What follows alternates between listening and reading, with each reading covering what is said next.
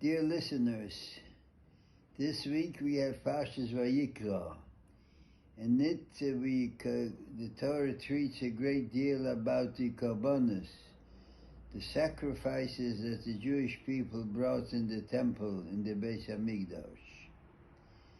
Now what is interesting is that the Torah calls the sacrifices, Rabbeinu Shalom calls the sacrifices lachmi, my bread, as if those korbanos, those sacrifices, were the bread of the Eternal.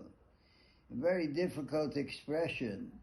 The Eternal does not need our bread. Ein lo guf ve'ein lo demusa guf. He has no body and there's no image of a body, and he does not need our bread.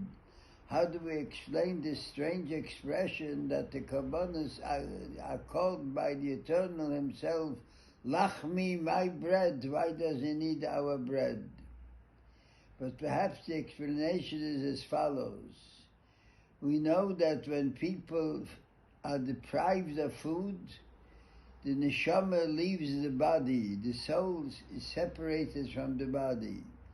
Not that the soul needs food.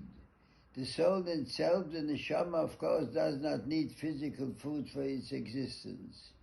But the food causes the connection, strengthens the connection between the soul and the body.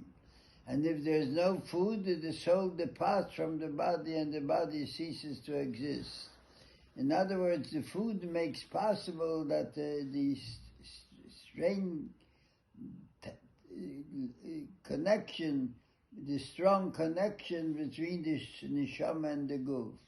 In that sense, we may say that the sacrifices are the bread of the Eternal, because through the sacrifices that the Jewish people brought in the temple, and if we know temple, we know that our sages tell us that our prayers and our good deeds today take the place of a sacrifice, because through our prayers, the tefillas are b'makom t'midin, because the prayers take the place of the sacrifice. Through our prayers and through our good deeds, we strengthen the connection between the Eternal and the world. In that sense, it is like bread. Just as the bread strengthens the bond between the soul and the body, so the sacrifices or the prayers that take the place of the sacrifice strengthens the bond between the Eternal and the world. And today and in that way it is called lachmi, my bread, not that he needs it for himself, but this is the means of strengthening the connection between the Eternal and the world.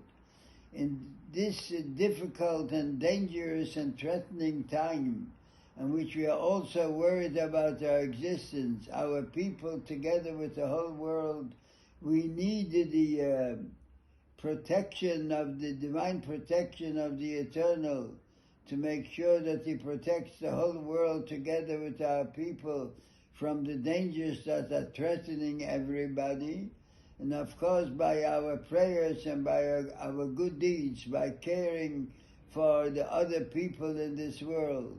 And at the same time, by following the guidelines of the government, because we have to do our share to make sure that we don't take any chances with our health and with our lives.